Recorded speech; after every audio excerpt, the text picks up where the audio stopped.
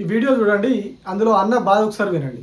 రేవంత్ రెడ్డి గారు మీ దండం, మీ ఓటు వేసినందుకు చెప్పుతో కొట్టుకుంటున్నాం, మేము రైతులం అందరం చెప్పుతో కొట్టుకుంటున్నాం. అట్లా ఆయన ఎందుకు కొట్టుకుంటాడు చెప్పుతోటి అంటే, యూరియా బస్తాలు దొరకక రేవంత్ రెడ్డి విషయంలో తప్ప అయినది కాదు, మాది ఓటేసినందుకు అని చెప్పి చెప్పుతో కొట్టుకునే పరిస్థితి వచ్చింది రాష్ట్రంలో రైతులది. రాష్ట్ర వ్యాప్తంగా ఇదే జరుగుతున్నాయి. ప్రతి చోట లైన్లు పొద్దున్న నుంచి రాత్రి దాకా, రాత్రి కూడా లైన్లలో ఉంటున్నారు, రాత్రి పోయి పడుకుంటా ఉన్నారు అక్కడ.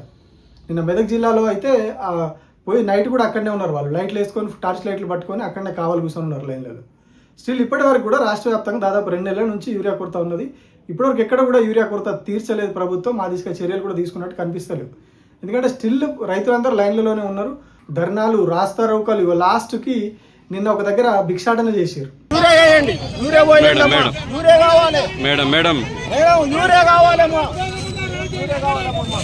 ప్రభుత్వం పరిస్థితి ఇట్లా ఉండదని చెప్పి రైతులు భిక్షాటన చేసిర్రు.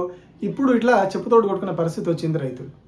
తెలంగాణలో రైతును రాజు చేస్తాము, కాంగ్రెస్ రైతుల పక్షపాతం అని చెప్పుకొని లాస్ట్కి రైతులని ఇట్లా చెప్పుతో కొట్టుకునే కాడికి తీసుకొచ్చింది కాంగ్రెస్ ప్రభుత్వం.